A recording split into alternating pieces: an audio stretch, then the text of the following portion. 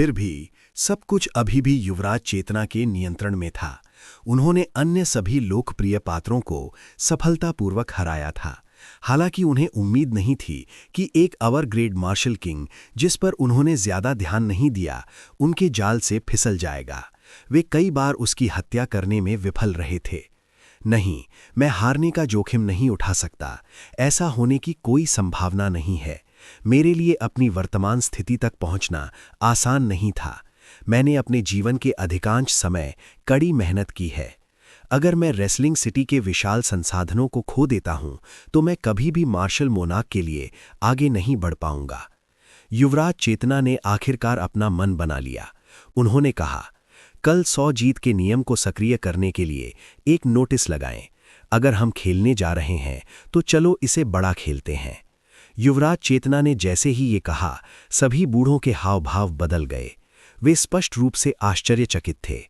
एक बार 100 जीत का नियम सक्रिय हो जाने के बाद यदि अर्जुन देव 100 जीत प्राप्त करते हैं तो उन पर दाव लगाने वालों को उनके दाव का 32 गुना प्राप्त होगा।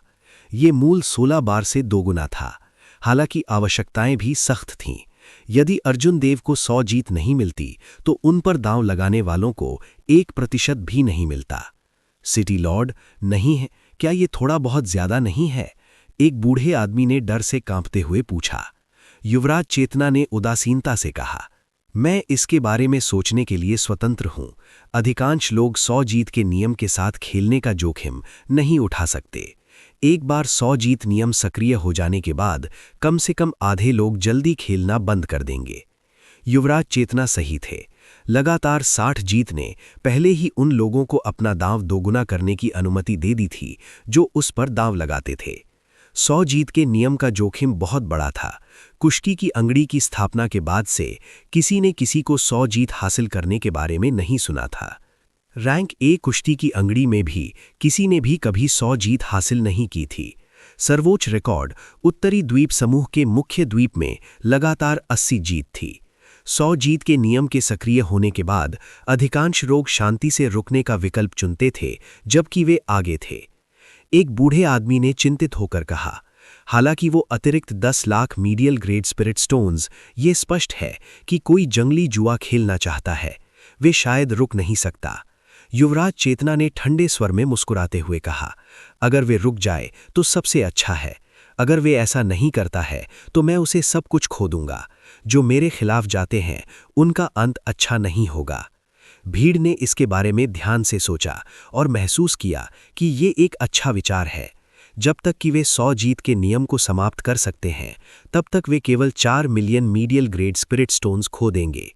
हालांकि अगर युवराज विफल रहते हैं तो 32 बार का भुगतान भयानक है। युवराज चेतना को न सिर्फ खत्म किया जाएगा, बल्कि वे भी खत्म हो जाएंगे। युवराज चेतना के हाव भाव आसान हो गए जब उन्होंने कहा, ज्यादा मत सोचो, बाहर जाओ और अपना काम करो। सर्वेश को 2 दिन का समय दो। वे समय पर कैसे नहीं लौट सकती थीं? आप अभी भी उनकी ताकत पर विश्वास नहीं करते हैं। जब सभी ने सर्वेश की भयानक ताकत के बारे में सोचा तो वे शांत हो गए, ये महसूस करते हुए कि वो असफल नहीं होगी। फिर हम प्रचार के लिए तैयारी शुरू करेंगे। मैं वादा करता हूं कि कल का खेल शुरू होने से पहले सभी को विजेता के टोकन के बारे में पता चल जाएगा। मैं पहले चला जाऊंगा। बूढ़े आदमी की बात समाप्त होने के बाद वे धीरे धीरे चले गए। जल्द ही रमरे में केवल युवराज चेतना ही रह गईं।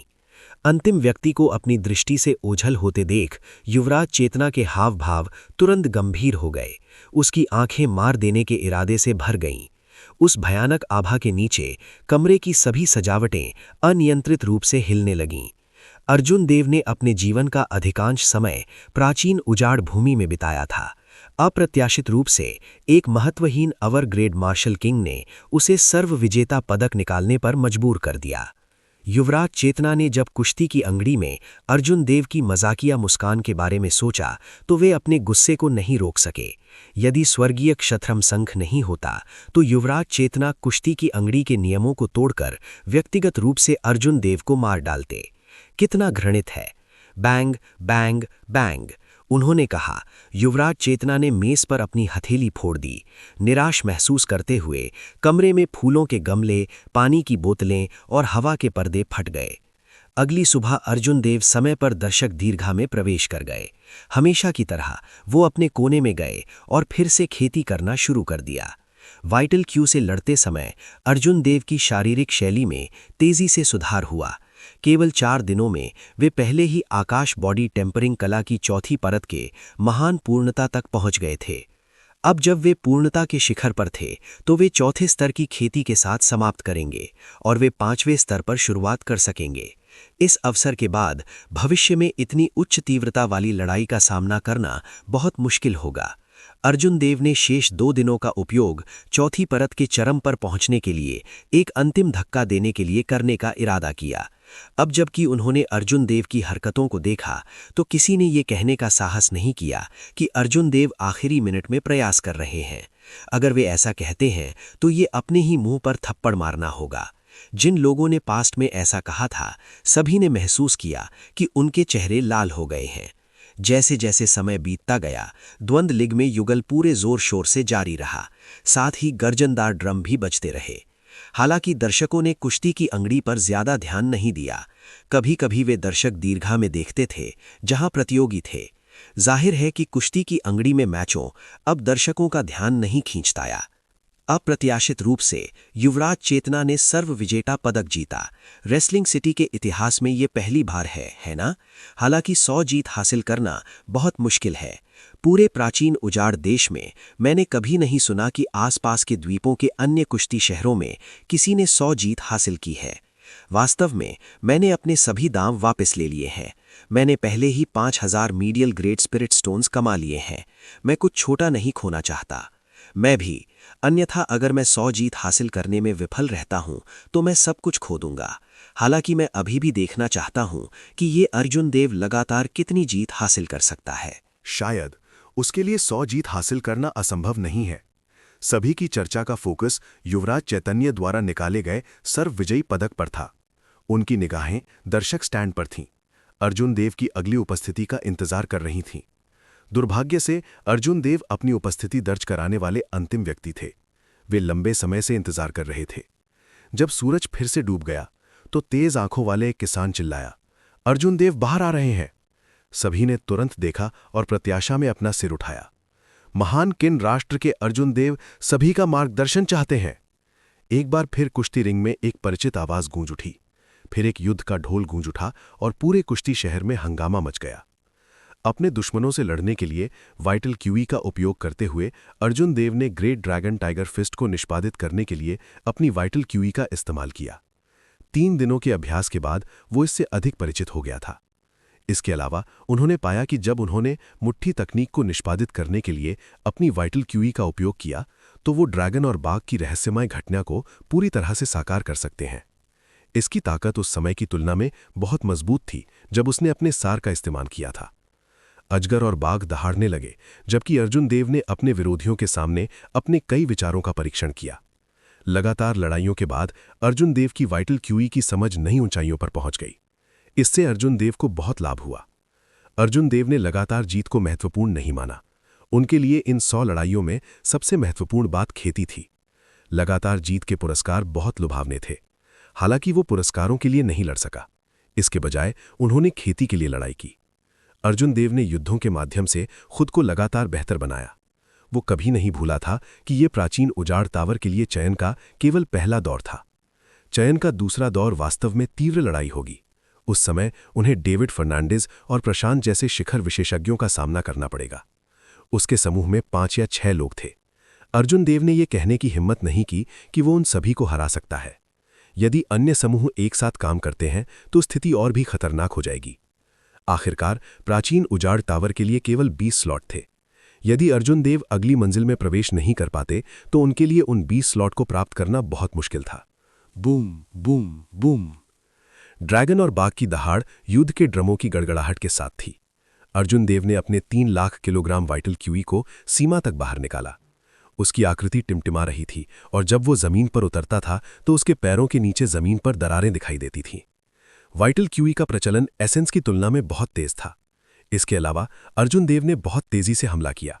इसका नतीजा ये हुआ कि अर्जुन देव के हमले बहुत तेज हो गए। ग्रेट ड्रैगन टाइगर फिस्ट को निष्पादित करने के बाद अर्जुन देव की लड़ाई की शैली पहले से अलग थी। अर्जुन देव की आभा अपने प्रतिद्वंद्वी को दबाते हुए बढ़ गई। उनकी मजबूत काया ने उन्हें आमने सामने संघर्ष करने की पूंजी दी। उन्होंने 6 और मैच जीते। अर्जुन देव पहले ही लगातार 70 जीत हासिल कर चुके हैं। ऐसा लगता है कि पिछले 3 दिनों की तुलना में इस आदमी की शक्ति में काफी सुधार हुआ है। क्या आप सभी ने ध्यान दिया? ऐसा लगता है कि वो इस कुश्ती की रिंग को किसी चीज का परीक्षण करने के लिए एक जगह के रूप में उपयोग कर रहा है। अच्छे अवलोकन कौशल वाले कृषक ने पूछा, जब उसने देखा कि अर्जुन देव अब दयनीय स्थिति में नहीं है। अब कि आपने इसका उल्लेख किया है, मैंने भी इस पर ध्यान दिया।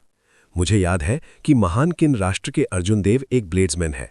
उनके पास व्हाइट रोब्ड ब्लेड्समैन का टाइटल भी है। आज एक सफेद वस्त्र है, हालांकि मुझे कृपाण नहीं दिख रहा। मैंने देखा कि वो अपनी मुट्ठी और पैरों का उपयोग कर रहा है। मुझे लगा मैंने गलत सुना।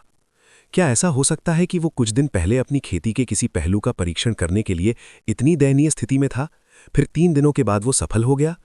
पहले साधक के बोलने के बाद अर्जुन देव के अचानक बदलाव के बारे में चर्चा अचानक बढ़ गई। यदि वास्तव में ऐसा था तो सभी को ये अकल्पनीय लग रहा था। इन लोगों ने पिछले कुछ दिनों में अर्जुन देव को लगी चोटों को साफ देखा था। ये कल्पना करना कठिन था कि अर्जुन देव को अपनी साधना के किसी पहलू का परीक्षण करने के लिए इस प्रकार के अमानवीय दर्द को सहना पड़ा और उन्हें ब्लेड्समैन की अपनी पहचान छिपानी पड़ी। अंत में एक बूढ़े व्यक्ति ने धीरे से आह भरी। ये युवा प्रतिभावान है और इसमें दृढ़ता है। वो यातना सह सकता है। क्या और है, उसके मन की स्थिति शांत है। लगातार जीत या कठिन लड़ाइयों के पुरस्कारों के कारण कभी भी बहुत अधिक उतार चढ़ाव नहीं हुए। प्रतिभाओं के इस नवोदित युग में वो निश्चित रूप से मंच पर सबसे महत्वपूर्ण पात्रों में से एक होंगे। अर्जुन देव की आज की परफॉर्मेंस ने वाकई लोगों की उम्मीदों को पार कर दिया था। वो पिछले 4 दिनों से दयनीय स्थिति में था। अर्जुन देव के लिए अपने प्रतिद्वंद्वी को दबाना और उसे पीछे हटने के लिए मजबूर करना दुर्लभ था। शुरू से अंत तक लाभ बनाए रखा। डेविड फर्नांडिस, प्रशांत और अन्य लोगों ने एक दूसरे की नज़रों से देखा। वे सभी अपने दिलों में कुछ हद तक आश्चर्यचकित महसूस कर रहे थे। दूरी पर लंबे पगोड़ा के शीर्ष पर काले चमड़े के कवच पहने एक सुंदर लड़की किसी समय एक ड्रमर के बगल में दिखाई दी थी।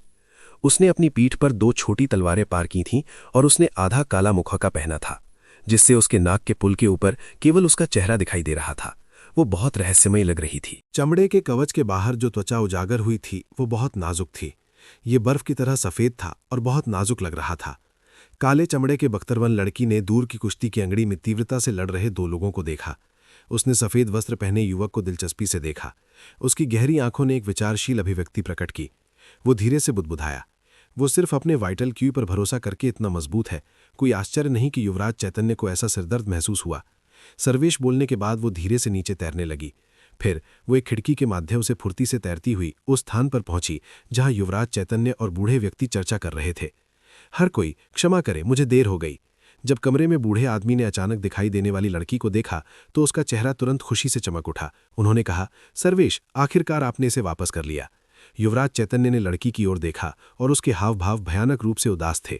उसने ठंडे स्वर में कहा, क्या आप जानते हैं कि जब आप अपने दम पर चले गए तो मैंने कितना खो दिया? सर्वेश मुखौटे के नीचे मंद मंद मुस्कुराया। मुझे पता है, कुछ मिलियन औसत दर्जे के स्पिरिट स्टोन। युवराज चैतन्य ने ठंडे स्वर में कहा, ये मत भूलो कि तुम्हारे दत्तक पिता ने मुझसे क्या वादा किया था। उसने अभी तक मुझ पर वो एहसान वापस नहीं किया है जो वो मुझ पर बकाया है। जब सर्वेश ने ये सुना तो उसके हाव भाव डूब गए। उसने कहा, मेरे दत्तक पिता ने आपसे जो वादा किया था वो ये कि वो रैंक ए कुश्ती की अंगड़ी में एक बार आपकी मदद करने की पूरी कोशिश करेंगे। हालांकि उन्होंने ये नहीं बताया कि कब। युवराज चैतन्य के दिल में तड़प उठी। हालांकि इस लड़की की पहचान के कारण उसने खुद को शांत किया और कहा, बहुत अच्छा, यह आप पर निर्भर है। इससे पहले कि वो लगातार 100 जीत हासिल करे, बस उसे खत्म करने में मेरी मदद करें। इसके बाद मैं तुम्हारे दत्तक पिता के साथ भी रहूंगा। कुश्ती की अंगड़ी में वापस जब अर्जुन देव ने अपने प्रतिद्वंदी को अपने अंतिम स्ट्राइक के साथ निपटाया तो कुश्ती के छल्ले का 5वां दिन समाप्त हो गया। आज की कुश्ती के छल्ले ने सभी को हैरान कर दिया। अर्जुन देव ने पूरे मैच में बढ़त बनाए रखी। अंत में उन्होंने लगातार 18 जीत हासिल की। अर्जुन देव की जीत का सिलसिला भी लगातार 82 जीत तक पहुंच गया। अर्जुन देव ने अचानक जो ताकत दिखाई उससे कई लोगों को पछतावा हुआ। यदि अर्जुन देव वास्तव में लगातार 100 जीत हासिल करते तो विजय टोकन के सक्रिय होने पर भुगतान 32 गुना होता। 10,000 औसत दर्जे के spirit stone 3,20,000 medial grade spirit stone बन जाते। जब भूरे वस्त्र पहने बूढ़े व्यक्ति ने स्पिरिट स्टोन्स निकाला तो उसकी अभिव्यक्ति अब संघर्ष की नहीं थी, इसके बजाय ये पूरी तरह से दर्द के में से एक थी। उन्होंने एक मुस्कान के साथ कहा जो रोने से भी बुत्तर थी, लगातार 82 जीत हासिल करने पर बधाई। लगातार 82 जीत का मतलब 2 लाख से अधिक मीडियल ग्रेड स्पिरिट स्टोन्स था। अर्जुन देव इस संख्या से पहले ही सुन्न हो चुके थे। मूल रूप से अर्जुन देव के पास केवल 1 लाख से अधिक मीडियल ग्रेड स्पिरिट स्टोन्स थे। अब उन्होंने 5 लाख से अधिक मीडियल ग्रेड स्पिरिट स्टोन्स जमा कर लिए थे। जब डेविड फर्नांडिस, प्रशांत और अन्य लोगों ने अर्जुन देव को धीरे धीरे दर्शक स्टैंड में जाते देखा तो वे अर्जुन देव की लगातार जीत पर आश्चर्यचकित नहीं थे। युवराज चैतन्य के कटाक्ष के बिना दोनों ने लगातार जीत हासिल की थी। अर्जुन देव के लिए अपनी जीत की लय को जारी रखना पूरी तरह से उचित था। हालांकि अर्जुन देव ने आह भरी। अप्रत्याशित रूप से अर्जुन देव अपनी ताकत का परीक्षण करने के लिए कुश्ती की अंगड़ी में आए। इसके अलावा वो सफल हुए। चयन के दूसरे दौर से निपटना शायद अरीना की लड़ाई में और भी कठिन होगा। जहां तक दूसरों की बात है, वे इतने भाग्यशाली नहीं थे। उनमें से कई लोगों के लिए आज एक भी जीत हासिल करना मुश्किल हो रहा था। लगातार 60 जीत हासिल करने के लिए उन्होंने अपने सभी कौशल का उपयोग किया। ये एक तारों भरी रात थी। हमेशा की तरह अर्जुन देव ने दिन में युद्ध पर विचार विमर्श किया। पिछले 4 दिनों में वो अपने घायल शरीर को छोटे आंगन में वापस खींच लेता था। आज आखिरकार अर्जुन देव को कुछ हासिल हुआ। वो पहले से ही मार्शल टेक्निक्स को निष्पादित करने के लिए अपनी वाइटल क्यूई का उपयोग कर सकता था, एसेंस के समान प्रभाव प्राप्त कर सकता था। यदि उनके पास एक मुट्ठी तकनीक थी जो वुकुई तलवार के समान थी, तो अर्जुन देव को विश्वास था कि वो केवल अपनी वाइटल क्यूई के साथ वुकुई तलवार के समान ताकत प्राप्त कर सकते हैं। बेशक ये मानकर चल रहा था कि वुकुई तलवार में कोई राज्य नहीं था। एक भौतिक शरीर कृषक के लिए एक राज्य का उपयोग करना बहुत मुश्किल होगा। ये अगली समस्या भी थी जिसे अर्जुन देव को दूर करना था। हालांकि ये भविष्य के लिए एक समस्या थी। हाथ की बात यह थी कि फर्मेंट बॉडी टेम्परिंग आर्ट की चौथी परत की खेती करना और अगले दिन इसके चरम तक पहुंचने का प्रयास करना। रैंक ए कुश्ती की अंगड़ी के आखिरी दिन कुश्ती की अंगड़ी शुरू होने से पहले ही हजारों कृषक कुश्ती के बाहर इकट्ठे हो गए। भले ही युवराज चैतन्य ने टिकटों की कीमत दुगनी कर दी थी, फिर भी वे तुरंत बिक गए थे। ये अत्यधिक लोकप्रिय था। यदि युवराज चैतन्य इस 100 जीत में अर्जुन देव को हरा सकते हैं तो वो अकेले टिकट बिक्री से काफी कमाई कर पाएंगे। हालांकि अगर वो हार गया तो इससे कोई फर्क नहीं पड़ता कि उसने कितने टिकट बेचे, ये नुकसान की भरपाई करने के लिए पर्याप्त नहीं होगा। जब तक वो अपनी सारी बचत खर्च नहीं कर देता, कोई और कुश्ती की अंगड़ी पर कब्जा कर लेगा। युवराज चैतन्य ने कमरे में मौजूद सर्वेश को देखा और कहा, अगर आप जीतते हैं तो मैं आपको 5 lakh medial grade spirit stones की उपस्थिति फीस दूंगा, 1% भी कम नहीं। सर्वेश ने उदासीनता से कहा, कोई जरूरत नहीं है। चूंकि मैंने एक कदम उठाने का वादा किया था, इसलिए मैं निश्चित रूप से अपना सर्वश्रेष्ठ प्रदर्शन करूंगा। जब युवराज चैतन्य ने यह सुना तो उन्हें थोड़ा और सहज महसूस हुआ। अगर सर्वेश ने अपनी पूरी शक्ति का प्रयोग किया तो उसे भी कुछ डर लगेगा। कुश्ती की अंगूठी के दरवाजे खुल गए और भीड़ जो लंबे समय से इंतजार कर रही थी, तुरंत अपनी सीटें छीनते हुए अंदर आ गई। डोंग डोंग डोंग, युद्ध के नगाड़े बजने लगे और पहले स्थान पर रहने वाले प्रमोद पहले स्थान पर रहे। उसका रंग बेहद कमजोर था और उसकी छाती में दर्द हो रहा था। अर्जुन देव ने उस किक में अपनी कम से कम आधी ताकत का इस्तेमाल किया था, जिससे प्रमोद और घायल हो गए थे। चमत्कारी दवा के बिना प्रमोद के लिए थोड़े समय में ठीक होना मुश्किल होगा। अगर कुछ भी अप्रत्याशित नहीं हुआ तो प्रमोद लगातार 18 मैच हार जाएंगे। वो चयन के पहले दौर में बाहर हो जाएगा। दरअसल सिर्फ 3 मैचों में प्रमोद ने अपने सार का लापरवाही से इस्तेमाल किया था, जिससे उनकी चोटें बढ़ गईं और उन्हें हार मान लेने के लिए मजबूर होना पड़ा। हालांकि दर्शकों ने प्रमोद के मैचों पर कोई ध्यान नहीं दिया। वे उसे बू करने की जहमत भी नहीं उठा सकते थे। वे चुपचाप कुश्ती की अंगूठी से बाहर निकल गए। निम्नलिखित में से कुछ प्रतियोगी जीते और कुछ हार गए। कई दिलचस्प मैच हुए। प्रशांत, डेविड फर्नांडिस और अन्य लोगों के मैच पहले की तरह ही तीव्र और असाधारण थे। वे बहुत ही रोमांचक और देखने लायक थे।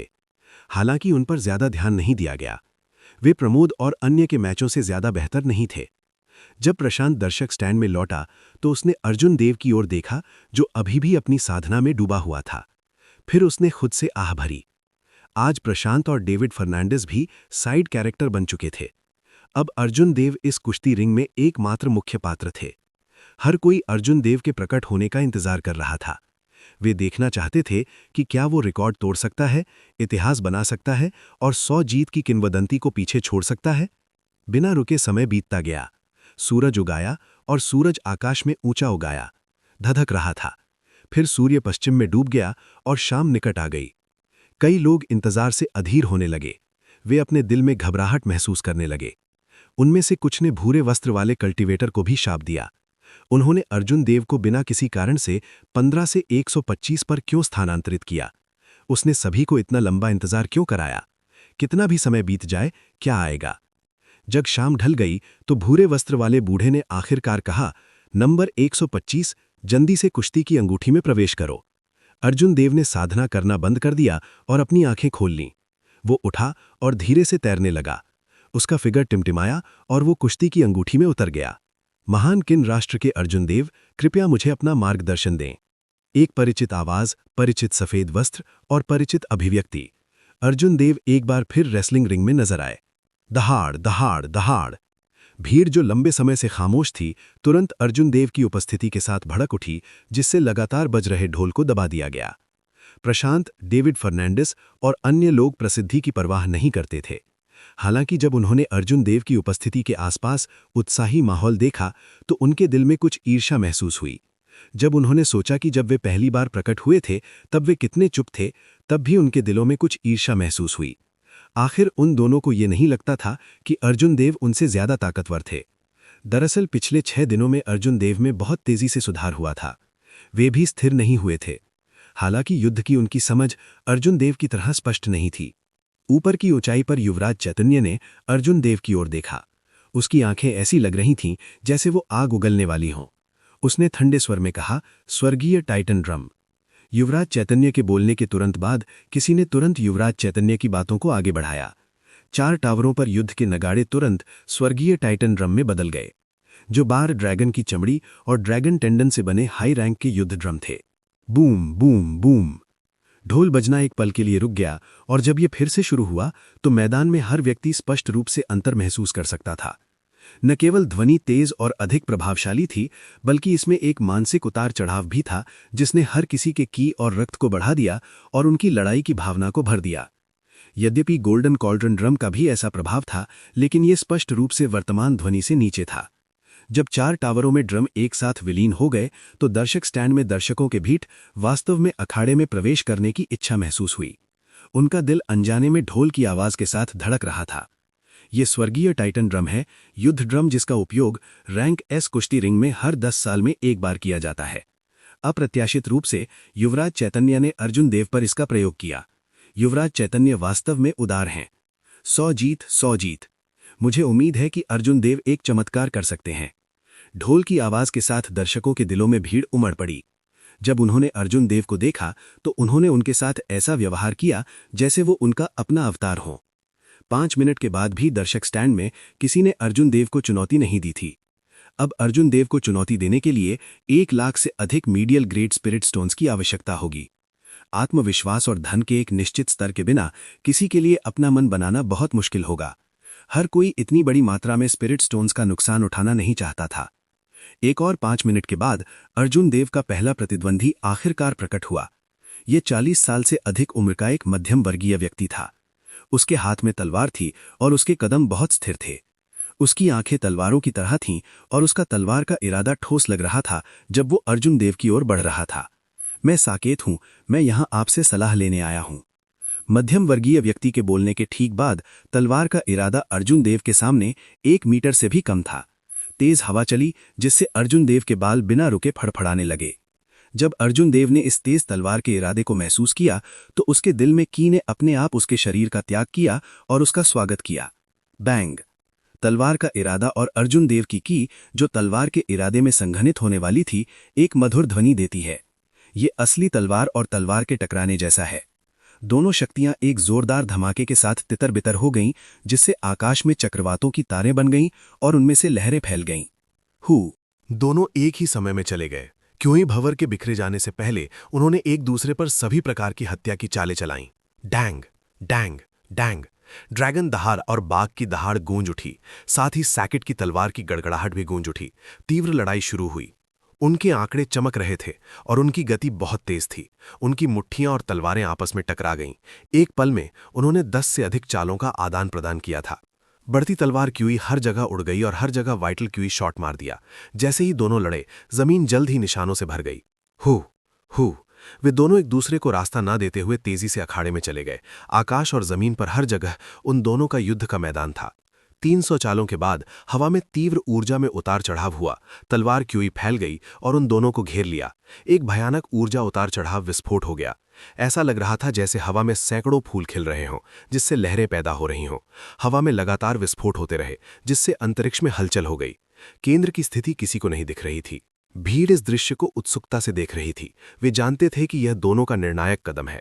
वे यह जानने के लिए उत्सुक थे कि कौन विजयी होगा। कोई बाहर आ रहा है। सभी की निगाहें तुरंत उस दिशा में मुड़ गईं।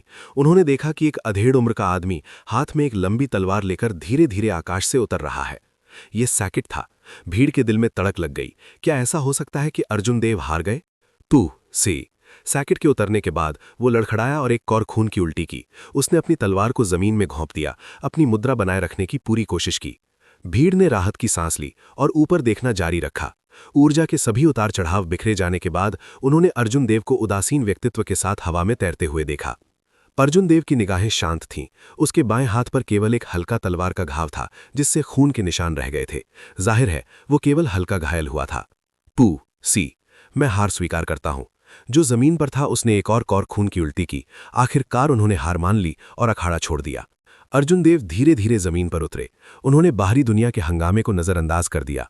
उनकी आध्यात्मिक भावना एक प्राचीन घंटी में बदल गई और स्वर्गीय स्वर ड्रम से हस्तक्षेप को समाप्त कर दिया। अर्जुन देव ने अपनी आंखें बंद कर लीं और चुपचाप अपने दूसरे प्रतिद्वंदी की प्रतीक्षा करते हुए आराम किया। दिन के पहले प्रतिद्वंदी ने अर्जुन देव को लगभग एक बड़ा नुकसान उठाना पड़ा था। दर्शकों ने हवा में निर्णायक चाल नहीं देखी। उन्होंने केवल बढ़ती ऊर्जा में उतार चढ़ाव को महसूस किया, लेकिन ये नहीं जानते थे कि यह कितना खतरनाक था। यदि अर्जुन देव ब्लड फ्लेम शूज की गुप्त तकनीक को सक्रिय नहीं करता तो यह मामूली चोट जितना सरल नहीं होता। हो सकता है कि उसका पूरा हाथ काट दिया गया हो। नहीं, मैं इन निम्नलिखित मैचों को नहीं खींच सकता। 100वें मैच के बाद युवराज चैतन्य जरूर चाल चलाएंगे। चूंकि उसने चौतरफा विजय पदक को सक्रिय करने का साहस किया तो उसे पूरी तरह से आश्वस्त होना चाहिए।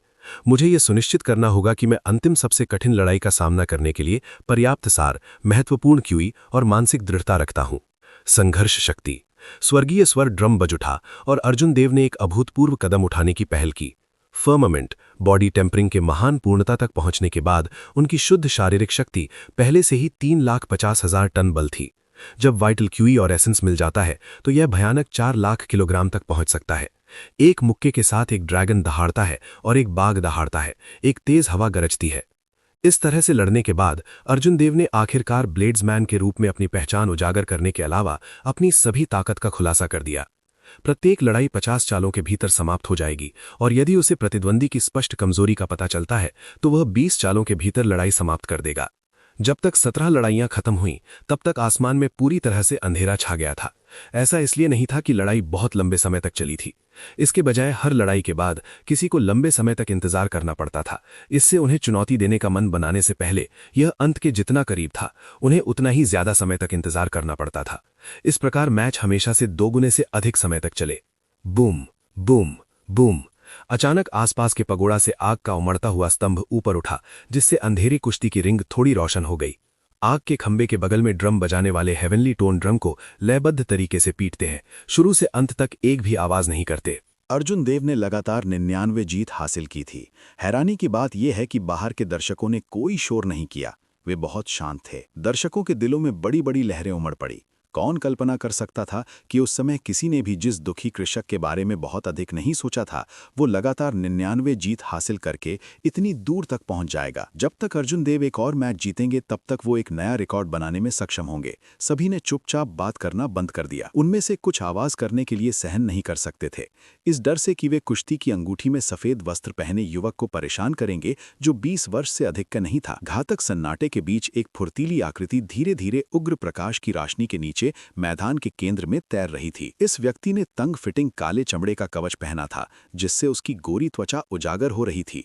अपने शैतानी फिगर के साथ वो बहुत आकर्षक लग रही थी। हालांकि जब लोगों ने उस व्यक्ति के चेहरे को देखने के लिए अपना सिर उठाया तो उन्हें पता चला कि उस व्यक्ति ने एक काला मुखौटा पहना हुआ था, जो उसके चेहरे के आधे हिस्से को ढक रहा था। सर्वेश, एक मधुर आवाज ने इन 2 सरल शब्दों को कहा, लेकिन उन्होंने दर्शकों के स्टैंड में भारी हंगामा मचा दिया। लगातार 60 जीत का पिछला रिकॉर्ड धारक सर्वेश, वो यहाँ क्यों है? मुझे याद है कि 3 साल पहले लगातार 60 जीत हासिल करने के बाद वो रहस्यमयी तरीके से प्रतियोगिता से हट गई थी।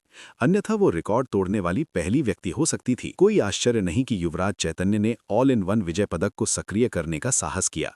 3 साल पहले सर्वेश ने पहले ही लगातार 100 जीत हासिल कर ली थी। अब जब 3 साल बीत चुके हैं तो उनकी ताकत में गुणात्मक बदलाव आया होगा। दिलचस्प, वर्तमान अर्जुन देव के खिलाफ पिछली 5 राष्ट्रीय युवा प्रतियोगिता से लगातार 60 जीत के साथ प्रतियोगी, इसे चोटी के बीच एक सच्ची लड़ाई माना जा सकता है। कुछ अंधेरे दर्शक स्टैंड में भीड़ के भाव बहुत उत्साहित हो गए। 3 साल पहले सर्वेश की उपस्थिति चौंकाने वाली थी। उन्होंने सभी पर गहरी छाप छोड़ी थी। उस समय कई लोगों को लगा था कि वो लगातार 60 जीत का रिकॉर्ड तोड़ देंगी। कौन जानता था, लगातार 60 जीत हासिल करने के बाद वो रहस्यमयी तरीके से गायब हो जाएगी। केवल अब वो फिर से प्रकट हुई। अप्रत्याशित रूप से वो एक चुनौती बन गई थी, जो अर्जुन देव की लगातार 100 जीत को रोकने की कोशिश कर रही थी। जीत और हार अब अनंतहीन रहस्य से भरी हुई थी। जैसे ही अर्जुन देव ने अपने सामने वाली लड़की को देखा, उसने अपनी निगाहें उसकी पीठ पर 2 पार की गई छोटी तलवारों पर घुमाईं। म्यानों के आधार पर छोटी तलवारें लगभग 1 मीटर लंबी और 2 उंगली चौड़ी थीं। ये पहली बार था जब अर्जुन देव ने एक साधक को 2 छोटी तलवारों का उपयोग करते हुए देखा था।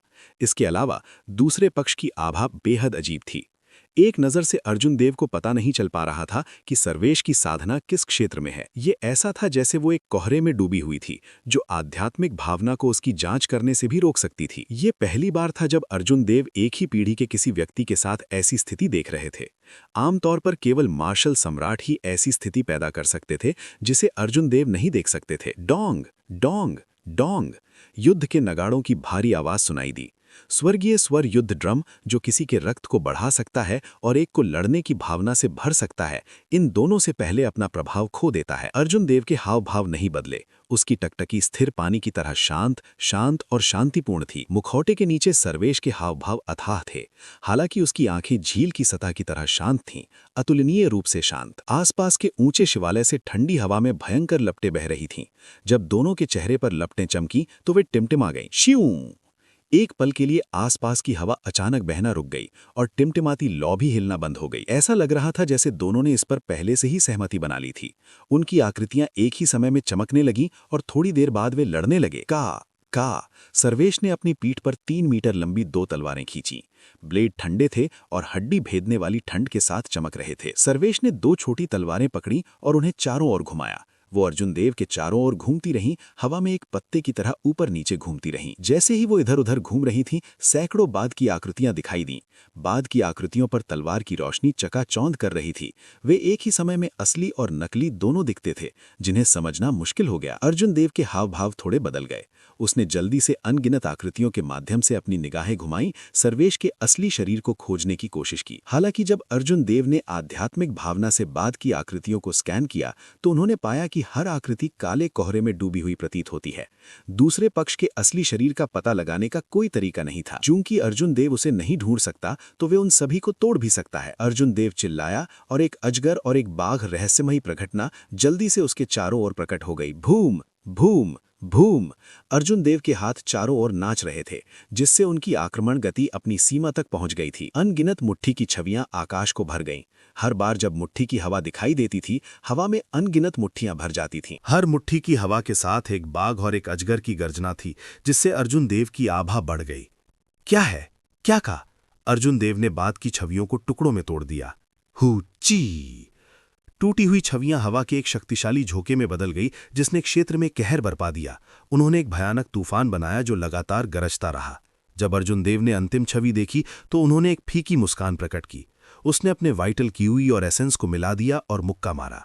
हालांकि अर्जुन देव के आश्चर्य के लिए अंतिम छवि बिखर गई और अनगिनत वायु धाराओं में बदल गई, जो हवा के साथ बिखर गईं। ओ नहीं! अर्जुन देव के हाव भाव अचानक बदल गए। उनके अंतर्ज्ञान ने उन्हें अपने दाहिनी ओर मुक्का मारने के लिए कहा। बैंग! मुट्ठी की हवा में विस्फोट हो गया और सर्वेश कहीं से भी उसके सामने प्रकट हो गया। उसकी छोटी तलवार पर तलवार की रोशनी टिमटिमा रही थी जब उसने अर्जुन देव की मुट्ठी की हवा को बेरहमी से काट दिया। सर्वेश की आंखों में एक अजीब सी अभिव्यक्ति चमक उठी। उसे ये अजीब लगा कि अर्जुन देव अनुमान लगाने में कामयाब रहे कि वो कहाँ दिखाई देंगी। हालांकि उसके हाथ हिलना बिल्कुल भी नहीं रुके। सर्वेश के बाएं हाथ की छोटी तलवार चारों ओर घूमती है और कसकर पकड़ लेती है।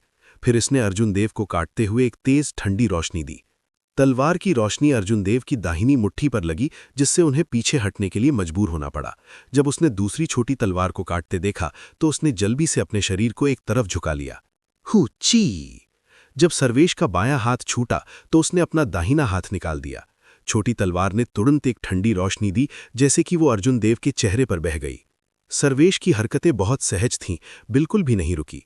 सर्वेश की आक्रमण गति वास्तव में अर्जुन देव की तुलना में धीमी नहीं थी। इसके अलावा हमले का कोण और भी ज्यादा चालाक था। अर्जुन देव के पास सांस लेने का समय नहीं था। उसने जल्दी से अपना सिर पीछे झुका लिया। छोटी तलवार उसके चेहरे के करीब चिपक गई और जल्दी से चमक उठी, जिससे अर्जुन देव के कुछ बालों के किसाने कट गए। ची ची। सर्वेश हर कदम के साथ आगे बढ़ा। हर प्रहार अर्जुन देव के महत्वपूर्ण बिंदुओं पर लक्षित था। उसकी 2 तलवारें तेजी से इधर उधर नाचने लगीं और अर्जुन देव को इतना दबा दिया कि उन्हें सांस लेने का भी मौका नहीं मिला। जब दर्शकों ने उन दोनों को करीब की लड़ाई में लड़ते देखा तो उनके दिल उछल पड़े। इस समय अगर अर्जुन देव थोड़ी सी भी गलती कर देते तो वो तुरंत मर जाते। उन्होंने कहा, सर्वेश वास्तव में सर्वेश है। एक ही साधना क्षेत्र में लगभग कोई भी उसकी दोहरी तलवार शैली को नहीं तोड़ सकता है। वो 3 साल पहले की तुलना में बहुत मजबूत है। वास्तव में ये 3 साल पहले भी ऐसा ही था। कोई भी किसान जिसके करीब पहुंचने में कामयाब रही, वो हारने से पहले अधिकतम 50 चालें ही चल सकता था। तलवार का हर प्रहार एक हत्या की चाल है। तलवार का हर वार बेहद खतरनाक है। यदि कोई इससे बच नहीं सकता है तो वे तुरंत मर जाएंगे। एक कल्पना की जा सकती है कि उससे लड़ने वाला व्यक्ति कितना मानसिक दबाव में होगा। अर्जुन देव खतरे में है। ऐसा लगता है कि लगातार 100 जीत कुछ ऐसी चीज है जिसकी मैं केवल उम्मीद कर सकता हूं। सौभाग्य से मैंने पहले से ही दाव हटा लिया, अन्यथा मेरे पास कुछ भी नहीं बचता। जब दर्शकों ने अर्जुन देव को हर कदम पर चकमा देते देखा तो वे मदद नहीं कर सके और अपना सिर हिला रहे थे। अंत में लगातार 100 जीत हासिल करना बहुत मुश्किल था। सर्वेश की 2 तलवारें गूंजने तक रेत और कंकड़ हर जगह उड़ गए। तलवार की रोशनी रिबन की तरह उड़ गई, जिससे हवा में लहरें पैदा हो गईं। मैं इस तरह से जारी नहीं रह सकता। मैं उसकी लय के अनुकूल नहीं हो सकता, अर्जुन देव ने मन में सोचा। जिस गति से सर्वेश ने अपनी 2 तलवारें घुमाईं, वो किसी पैटर्न का पालन नहीं कर रही थी। वो एक समान गति से नहीं चली और ना ही उसने अपनी गति बढ़ाई, कभी तेज कभी धीमा।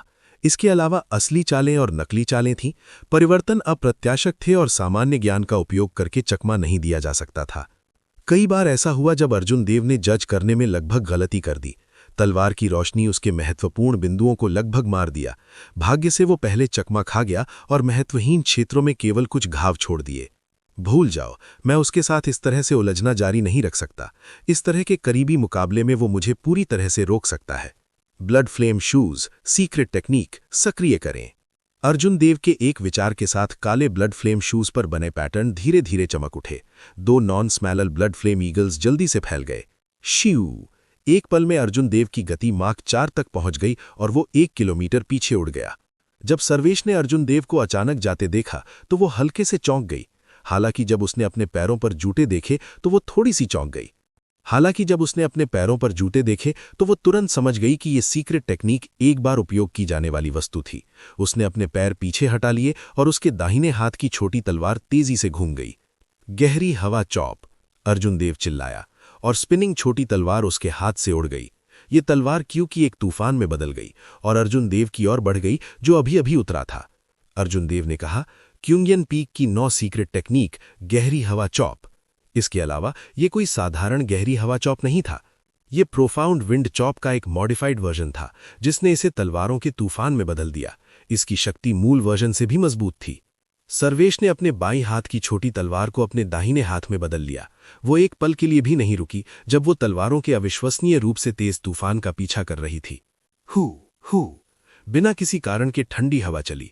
सर्वेश जो छोटी तलवार पकड़े हुए था, हवा में गायब हो गया, जैसे कि वो ठंडी हवा में पिघल गया हो। अर्जुन देव के भाव बदल गए।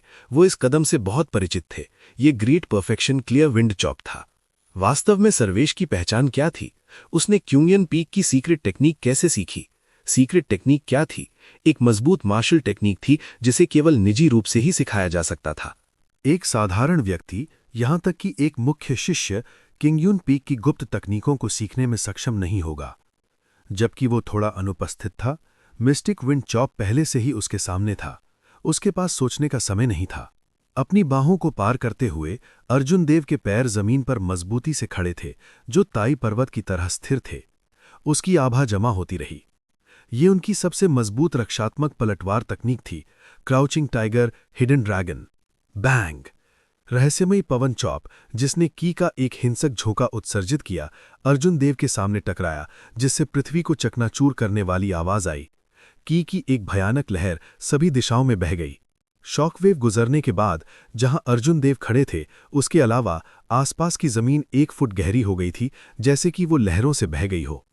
अर्जुन देव के सफ़ेद वस्त्र तलवार की से फटे हुए थे और उनकी त्वचा घावों से ढकी हुई थी।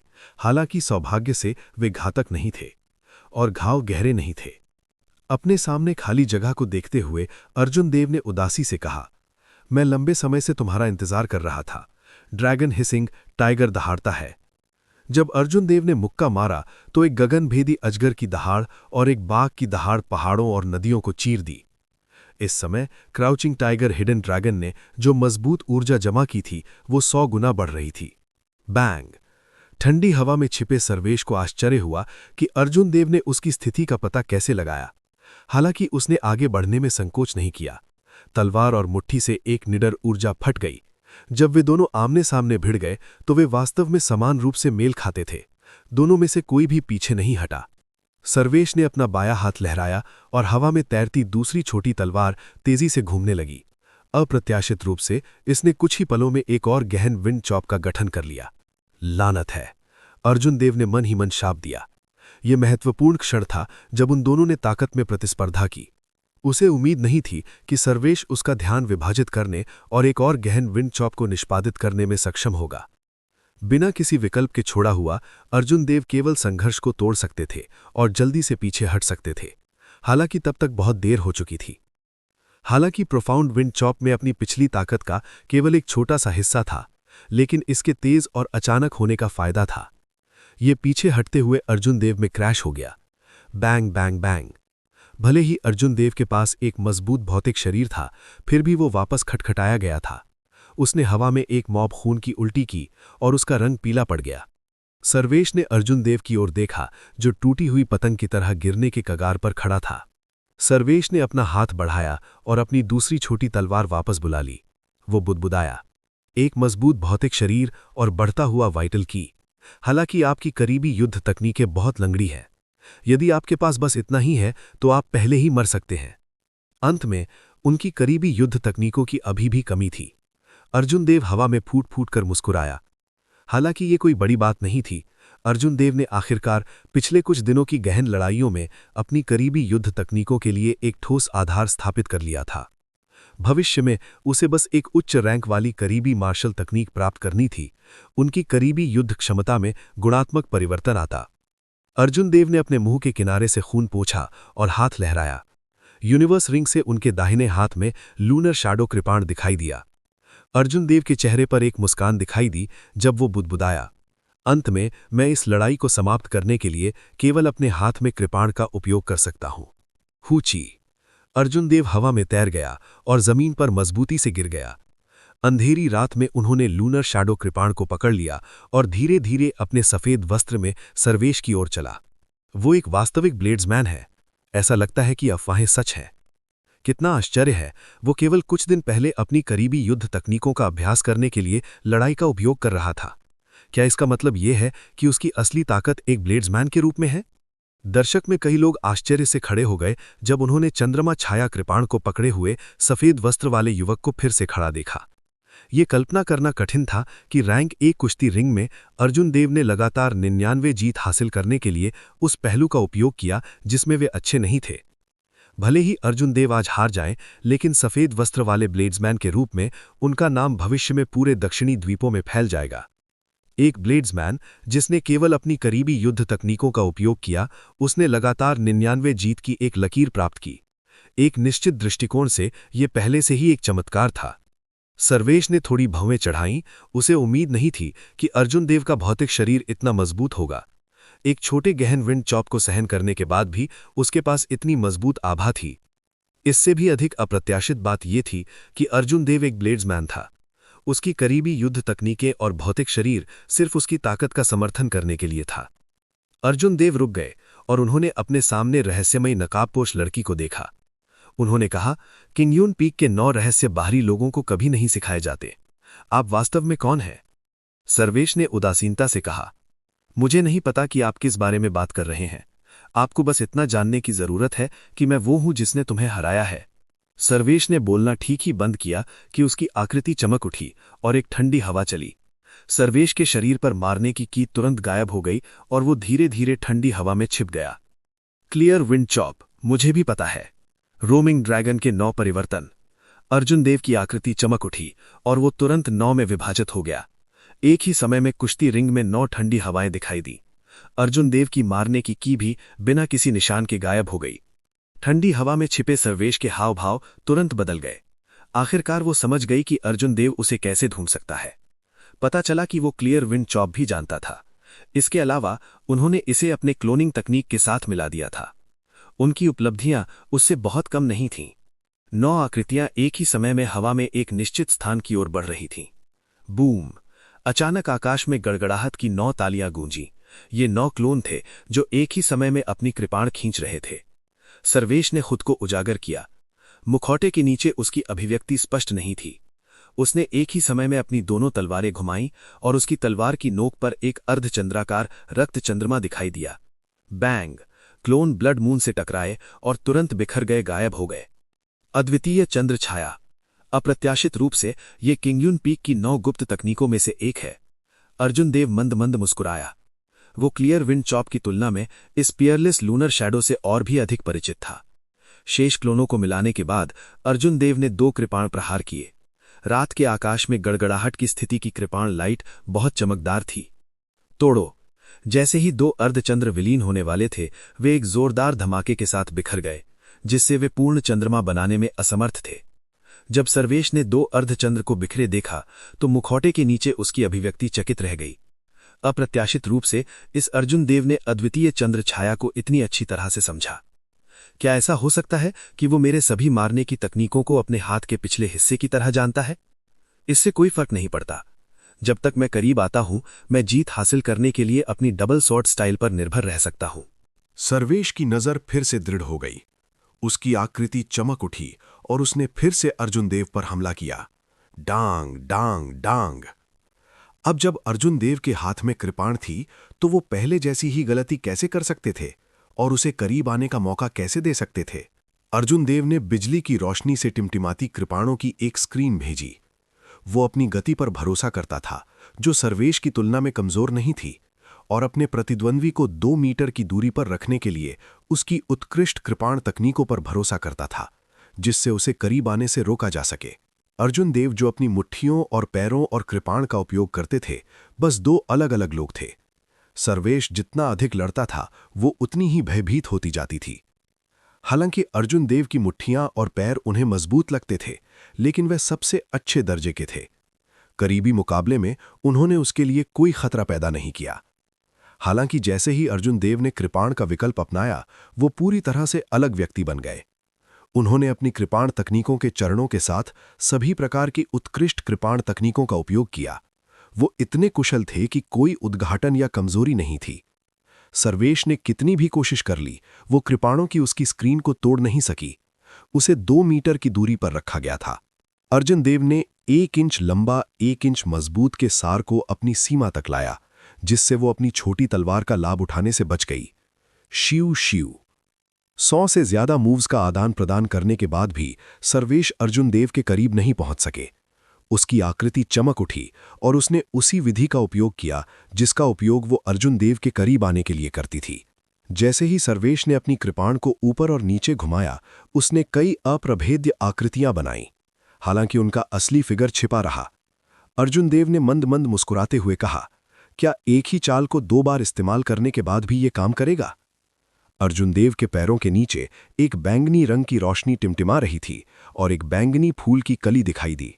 ये अर्जुन देव के चारों ओर लिपटा हुआ था, जिससे आकाश में भरने वाली तलवार की रोशनी फूल की कली पर टूट सकती थी।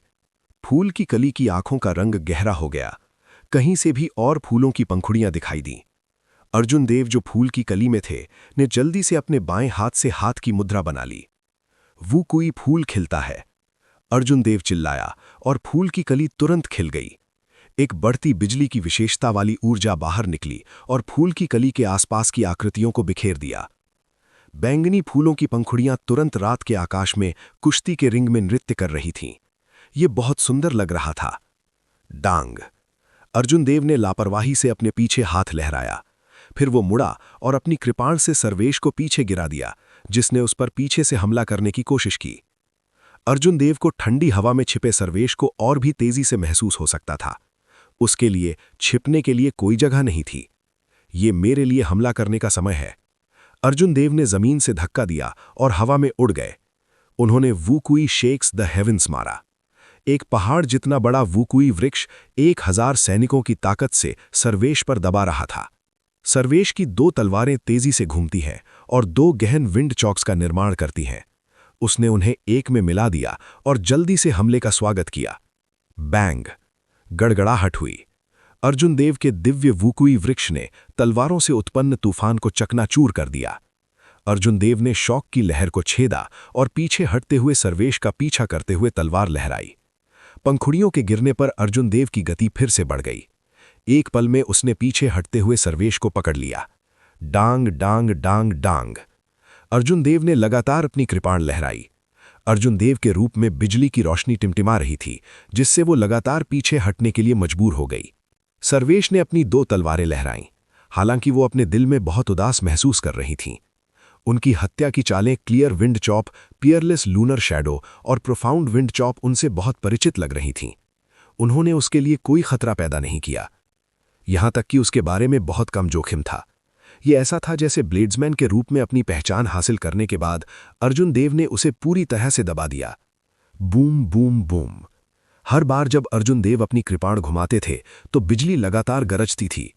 कृपाण पर बिजली की रोशनी सर्वेश की बाह तक पहुंच गई, जिससे वो सुन्न महसूस कर रही थी। अर्जुन देव के दमन के नीचे दूसरे पक्ष की हवा की स्थिति अपनी पूरी क्षमता को बाहर लाने में सक्षम थी। हार! अचानक अर्जुन देव की तलवार बारी बारी से जल उठी। बैंगनी और लाल रंग की 2 किरणें संघार की स्थिति और गड़गड़ाहट की स्थिति में विलय हो गईं। संघार की स्थिति के अचानक प्रकट होने से सर्वेश स्तब्ध रह गए। जब वो विचलित थीं, अर्जुन देव ने अपने कृपाण से उनके बाएं हाथ की छोटी तलवार को खटखटा दिया।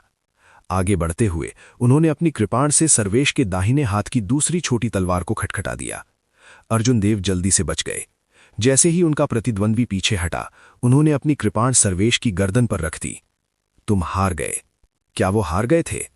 जब मुखौटे के नीचे रहे सर्वेश ने अर्जुन देव के शांत शब्दों को सुना, तब भी उन्हें कुछ अविश्वास महसूस हुआ।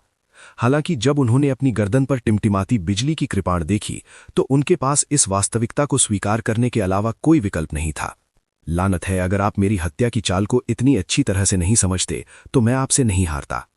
यदि वो निर्दयी चंद्रमा को सफलतापूर्वक निष्पादित कर सकती थीं, तो उन्हें 70% विश्वास था कि वो एक चाल में लड़ाई का रुख मोड़ सकती थीं। लेकिन इससे पहले कि रहस्यमय घटना वास्तव में बनती, अर्जुन देव ने एक उद्घाटन पाया और सीधी हत्या की चाल को बिखेर दिया। अर्जुन देव ने शांति से कहा, आप इसे हल्के में ले रहे हैं, आप जा सकते हैं। क्यू यांग के 9 रहस्यों के लिए मैं आपको चोट नहीं पहुंचाऊंगा। कचा! अर्जुन देव ने अपनी कृपाण म्यान में रख ली और शांति से भूरे रंग के वस्त्र पहने बूढ़े व्यक्ति की ओर चले गए। वहां वे अपनी 100 जीत 3 मिलियन मध्यम श्रेणी के आत्मा पत्थर के लिए अंतिम पुरस्कार प्राप्त करेंगे। रात में देर रात तक लालटेन टिमटिमा रही थीं। विशाल कुश्ती के रिंग में ज्यादा शोर नहीं था। जब स्टैंड में 20,000 के करीब काश्तकारों ने सफेद वस्त्र पहने एक युवक को 1 मीटर लंबी तलवार पकड़े हुए देखा, तो वे काफी देर तक अवाक रह गए। मूल रूप से उन्होंने सोचा था कि जब वे 100 जीत हासिल करेंगे तो वे बेहद उत्साहित होंगे। हालांकि जब उन्होंने चमत्कार देखा तो वे सभी शांत हो गए। उन्हें जो झटका लगा था वो खत्म हो गया था।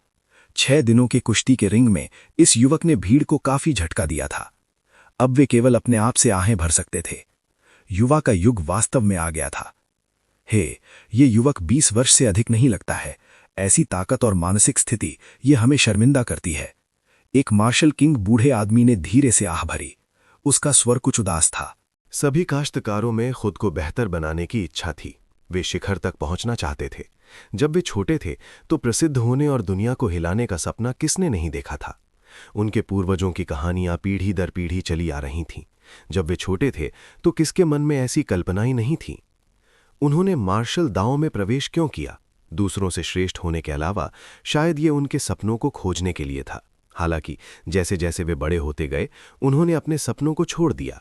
शायद वे नश्वर दुनिया के सांसारिक मामलों से प्रतिबंधित थे, खुद को निकालने में असमर्थ थे। शायद वे अपनी साधना में देरी करते हुए खुद का आनंद लेने से संतुष्ट थे। शायद उनके मन में बुरे विचार थे और वे गलत रास्ते पर चले गए। मार्शल दांव के शिखर से दूरी तेजी से दूर होती गई। अब ये प्रतिभाओं के युग का नवोदित युग था। काश्तकारों के लिए सबसे शानदार मंच पहले ही स्थापित कर दिया जा चुका था। हालांकि वे अब खिलाड़ी नहीं थे, वे सहायक भूमिका भी नहीं निभा सके, वे केवल मूक दर्शक ही हो सकते थे। इन लोगों ने जब अर्जुन देव की जीत के बाद उनके शांत और उदासीन भाव को देखा तो उनके मन में आह भर गई। वह पहले से अलग नहीं लग रहा था। उनकी ताकत का उल्लेख न करने के लिए बस उनकी मानसिकता अकेले उनकी तुलना में बहुत कम थी। प्रतिभाओं के इस युग में ये व्यक्ति निश्चित रूप से सबसे महत्वपूर्ण पात्रों में से एक होगा। चलिए चलते हैं, ये तितर-बितर होने का समय है। हमारे पास करने के लिए कुछ नहीं बचा है। हमने पहले ही अपना दांव वापस ले लिया है। जीत या हार का अब हमसे कोई लेना देना नहीं है। सभी ने सिर हिलाया। इस विशाल रात में उन सभी के कुछ निराश भाव थे। हालांकि दर्शक स्टैंड के एक साधारण कोने में रुद्र भाटी जोर से हंसे। उनकी हंसी बहुत ही अजीब और अकल्पनीय थी। रुद्र भाटी दक्षिणी द्वीपों में काफी प्रसिद्ध थे। कई लोगों ने उन्हें पहचाना। उनमें से एक ने संदेह से पूछा, रुद्र भाटी, तुम किस बात पर हंस रहे हो? उसकी जीत का आपसे कोई लेना देना नहीं है। रुद्र भाटी ने अपनी हथेली को अपनी कुर्सी के आर्म रेस्ट पर जोर से पटक दिया। उसने उस व्यक्ति की ओर देखा और कहा, यह स्वामी हंसना चाहता है, इससे आपका कोई लेना देना नहीं है। क्या आप आश्वस्त नहीं हैं?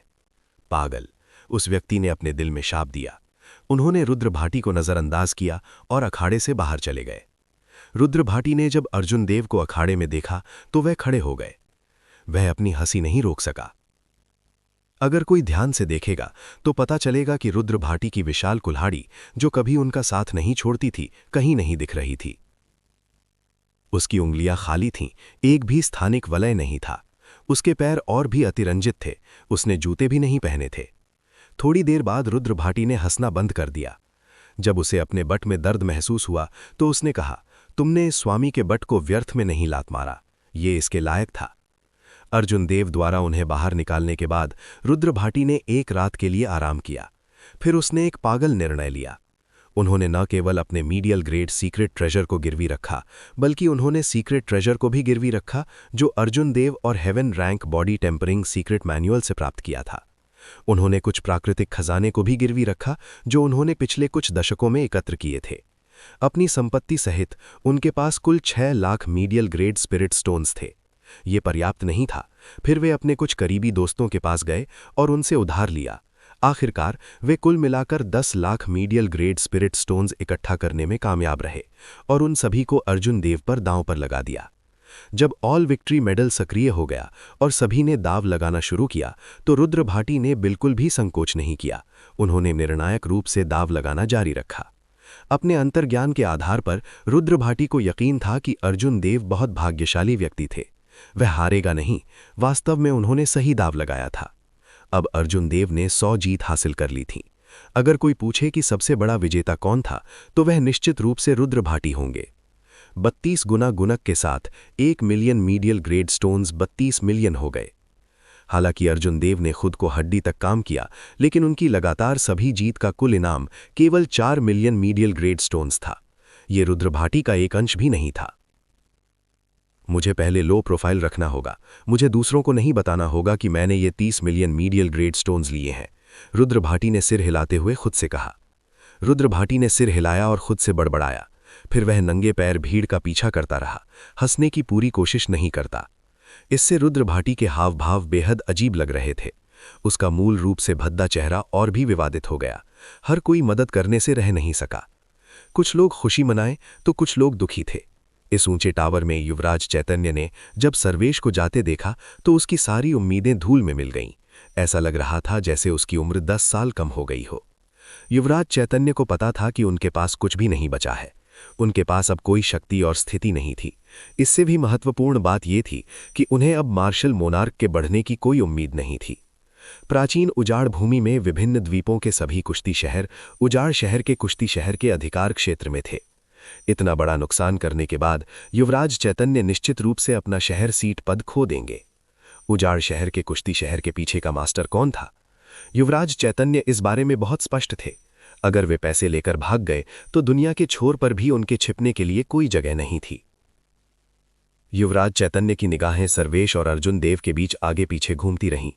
अंत में उन्होंने अपनी निगाह अर्जुन देव पर टिका दी। वह सर्वेश के दत्तक पिता को नाराज करने का जोखिम नहीं उठा सकता था। हालांकि अर्जुन देव के लिए ये अलग था। एक शक्तिशाली कुलान के समर्थन के बिना अर्जुन देव को मारना कोई बड़ी बात नहीं थी।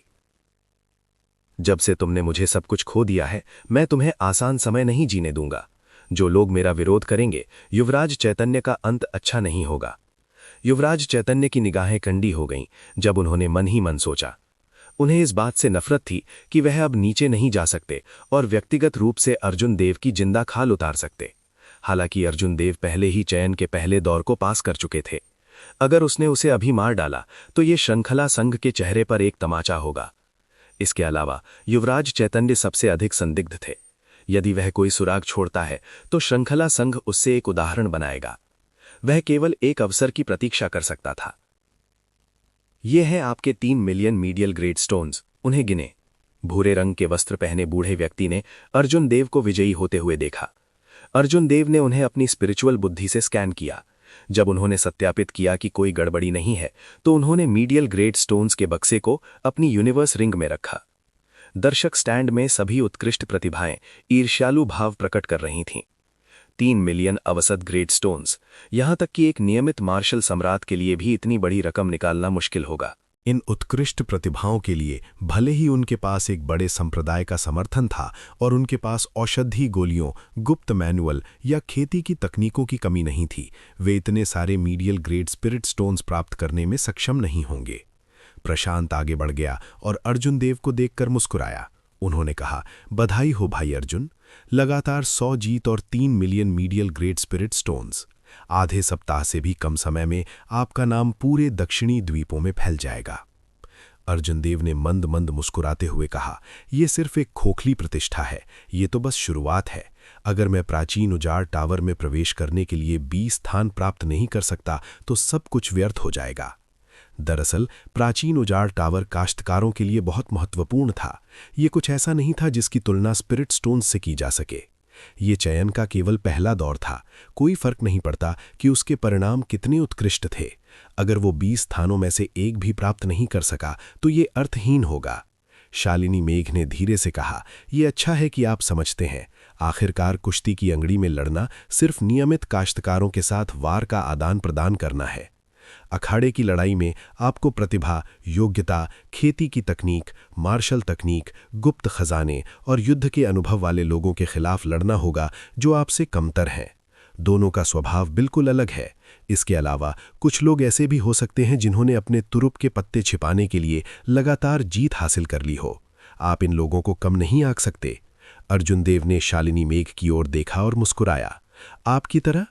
शालिनी मेघ मुस्कुराई, ना तो इनकार किया और ना ही इसे स्वीकार किया। उसने कहा, कड़ी मेहनत करो, मैं तुम्हारे साथ प्राचीन उजाड़ टावर में प्रवेश करने के लिए उत्सुक हूं।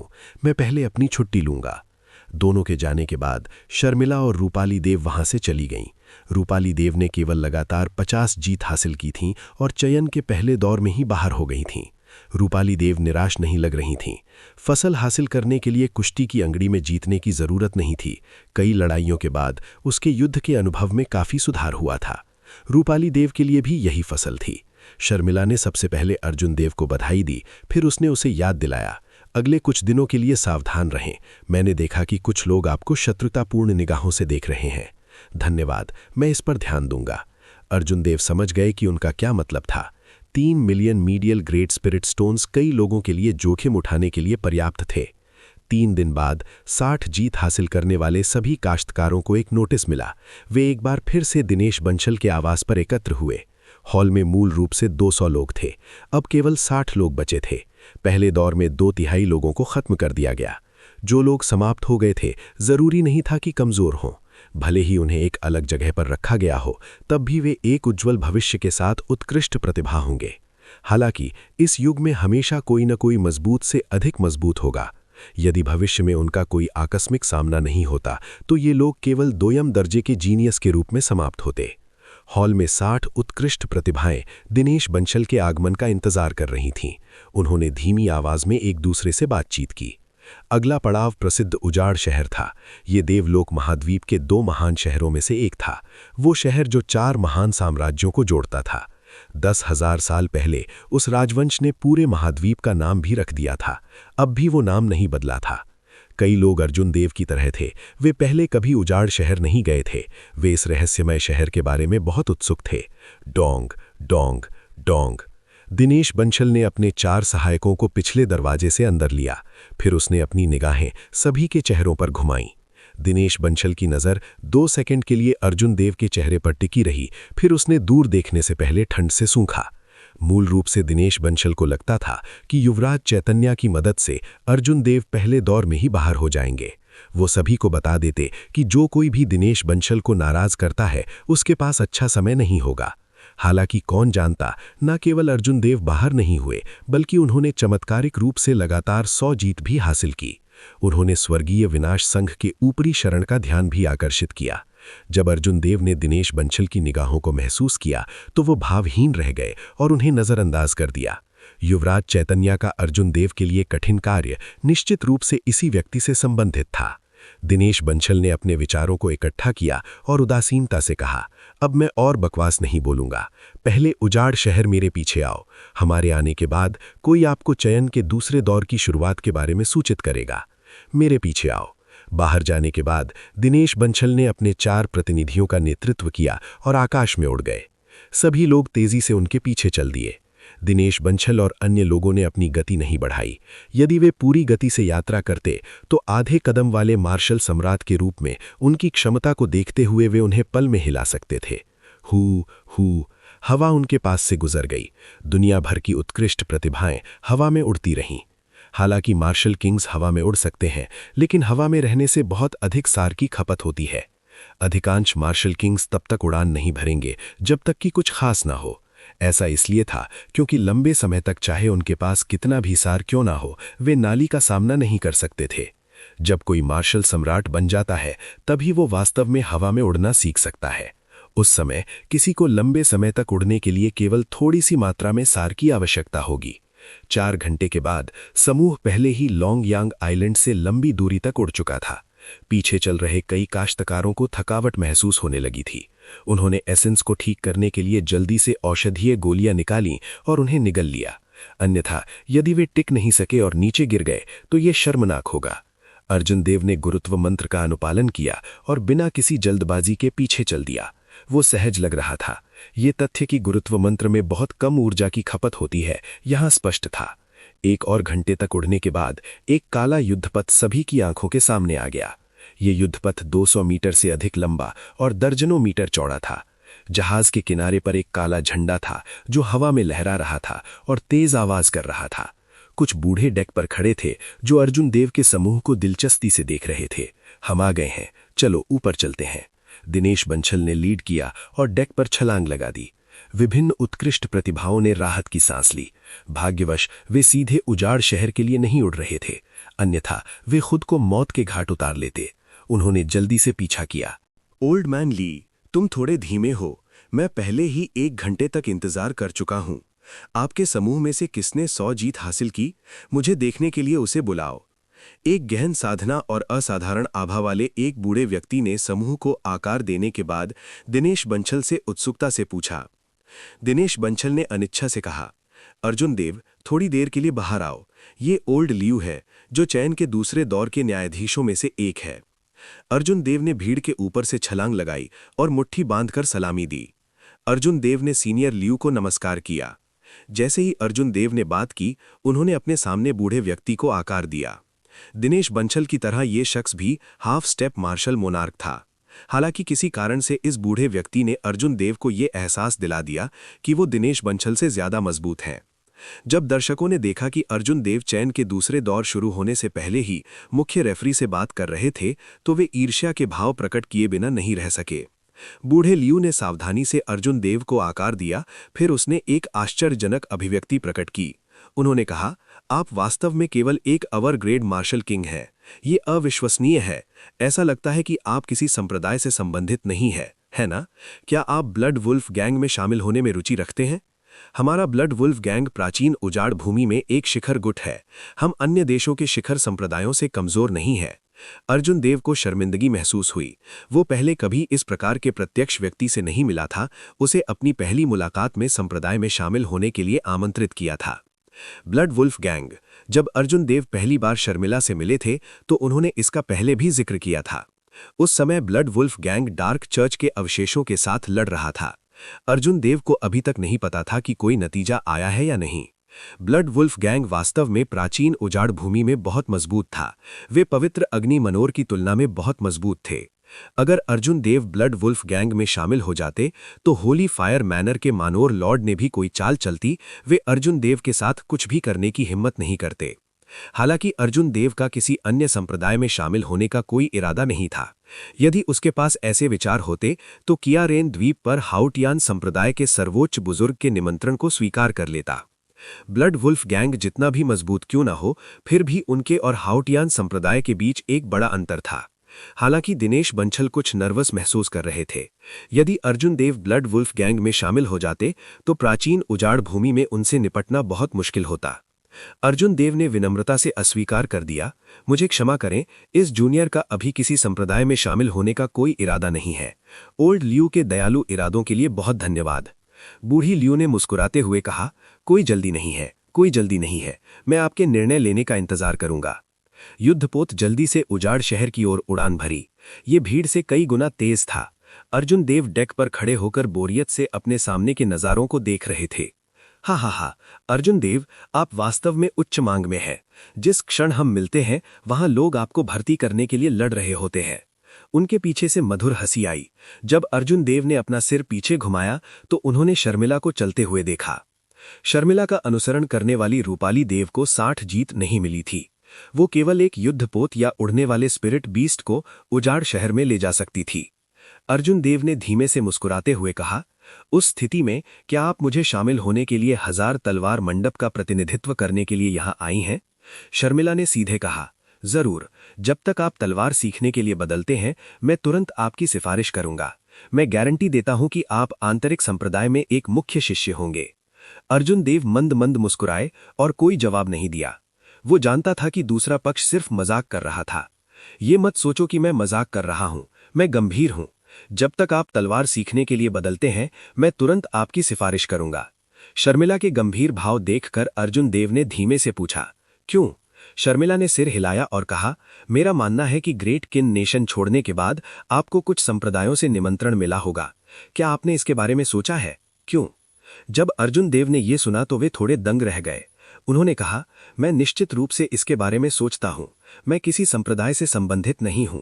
मेरी प्रतिभा निष्क्रिय है। इसके अलावा और क्या कारण हो सकते हैं?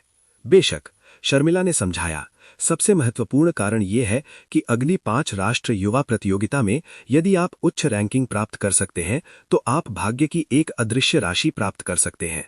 इस प्रकार का भाग्य आपके संप्रदाय के लिए कई अप्रत्याशित लाभ ला सकता है। कहने का तात्पर्य यह है कि वे सोचते हैं कि आपके पास उच्च रैंकिंग प्राप्त करने का मौका है जो भाग्य को उनके संप्रदाय में लाएगा। अर्जुन देव ने थोड़ी भौहें चढ़ाईं। हालांकि वो भाग्य में विश्वास करते थे, लेकिन वे एक प्रतियोगिता से भाग्य प्राप्त करने की अवधारणा को नहीं समझते थे। भाग्य, समझ जैसी मायावी चीज को इस प्रकार प्राप्त किया जा सकता है? शर्मिला ने सिर हिलाया और कहा, इसमें उलझने की कोई बात नहीं है। ये पहले से ही पुष्टि हो चुकी है। रहस्य प्रतियोगिता के मैदान के विंड क्लाउड अरीना में निहित है। मैंने सुना है कि ये एक रहस्यमय स्थान है जो ऊपरी क्षेत्र से जुड़ सकता है।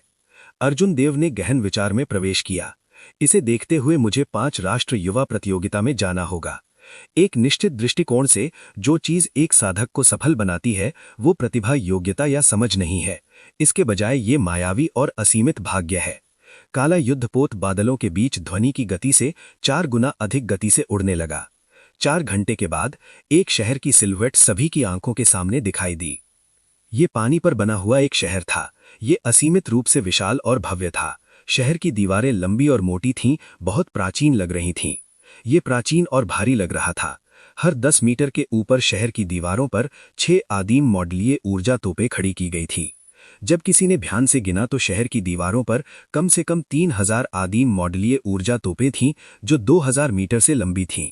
शहर की दीवारों में विभिन्न आकारों के असंख्य छेद थे। अप्रत्याशित रूप से इन छिद्रों के तल पर भी आदिम मॉडलीय ऊर्जा तोपें थीं। कुल मिलाकर कम से कम 10,000 आदिम मॉडलीय ऊर्जा तोपें थीं।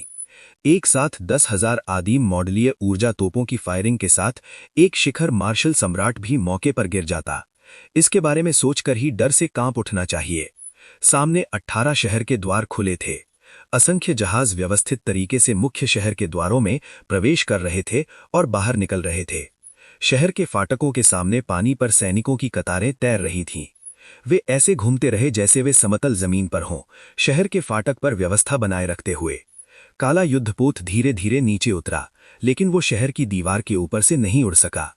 अर्जुन देव ने चारों ओर देखा तो पाया कि आसपास व्यापारिक जहाज और उड़ने वाले स्पिरिट बीस्ट थे।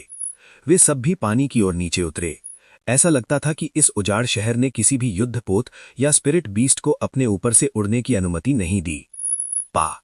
युद्धपोत तैनवेशल झील की सतह पर उतरा और दोनों ओर से छींटे मार दिए। फिर ये धीरे धीरे मुख्य शहर के द्वार की ओर बढ़ा। जब स्पिरिट बीस्ट्स पर सवार आसपास के जहाजों और कल्टीवेटर्स ने युद्धपोतों पर बैनर देखे तो उन सभी ने रास्ता दे दिया। शहर के द्वार पर पहरेदारों ने भी जहाज के धनुष पर सवार लोगों की ओर देखा और उन्हें नजरअंदाज कर दिया। उन्हें प्रवेश कर देने की आवश्यकता नहीं थी। उन्हें बिना किसी रुकावट के गुजरने के लिए अनुमति दे दी गई। शहर की दीवार के नीचे की सुरंग से गुजरने के बाद भीड़ के सामने का दृश्य अचानक चौड़ा हो गया। नदी के दोनों किनारों पर सड़कों पर अनगिनत लोग घूम रहे थे। विभिन्न देशों के कल्टीवेटर और फील्ड रेस के कल्टीवेटर थे। इनमें से बहुत से लोग थे। इतने सारे लोग थे कि उनकी गिनती नहीं की जा सकती थी। ये बहुत ही हलचल भरा था। आसपास की सभी इमारतें बहुत भव्य लग रही थीं। उन्होंने अभी भी डेवलॉट राजवंश की विशेषताएं बनाए रखी थीं, जिससे उन्हें ऐसा महसूस हुआ जैसे वे 10,000 साल पहले की यात्रा पर पहुंच गए हों। क्या ये उजाड़ शहर है? डेक पर दुनिया भर की उत्कृष्ट प्रतिभाओं ने अपने हृदय में आह भरी। अर्जुन देव के बगल में शर्मिला ने कहा, ये ट्रेजर्ड मून पवेलियन है, जो डेवलॉट शहर का सबसे बड़ा नीलामी घर है। वे हर महीने बड़े पैमाने पर नीलामी करते हैं। अर्जुन देव चौंक गए। उन्होंने पूछा, क्या आप पहले भी उजाड़ शहर में जा चुके हैं? हर कहानी एक अंत तक पहुंचती है, लेकिन कुछ कहानियां दिल में बस जाती हैं। अगर दिव्य तपस्या अर्जुन देव की कहानी का ये भाग आपके दिल को छू गया हो तो वीडियो को लाइक करें और हमारे channel Mukul the story teller को सब्सक्राइब करें ताकि अगला भाग सबसे पहले आप तक पहुंचे। और हाँ, कमेंट में ज़रूर बताइएगा कि आपको इस कहानी का ये हिस्सा कैसा लगा। आपका एक शब्द हमारे लिए नई कहानी की प्रेरणा बन जाता है।